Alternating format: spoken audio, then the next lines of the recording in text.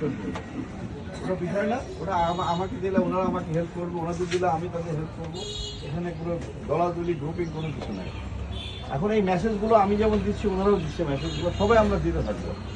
আমরা চাইবো যে আমরা সবাই মিলে একটা সুন্দর বাংলাদেশ গড়ি, যে বাংলাদেশে বৈষম্য থাকবে না, যে বাংলাদেশে এভাবে অত্যাচার থাকবে না, যে বাংলাদেশের মানুষ তার ভোটাধিকার প্রয়োগ করতে পারবে।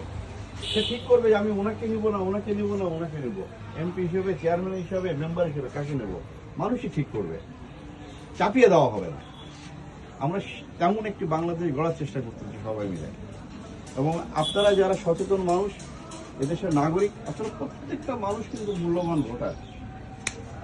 যার যা যে অবস্থান থাকে, না আপনি শিক্ষিত না অশিক্ষিত, না আপনি সমর্থবান, না আপনার ধনী না গরিব, বিষয়টা কিন্তু খুবই অপ্রতুল। এটা কোনো বিষয় না। আমাদের সবার সম অধিকারের দেশটা। আল্লাহ হয়তো আমাদের কাউকে একটু বেশি সুযোগ করে দিয়েছেন, আমরা বেশি লেখাপড়া করেছি।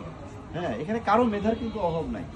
হয়তো তার যদি আর্থিক ব্যবস্থাপনা ভালো থাকতো বাবার, হয়তো সে অনেক লেখাপড়া করে অনেক উপরে যেত, অনেকে পারে না।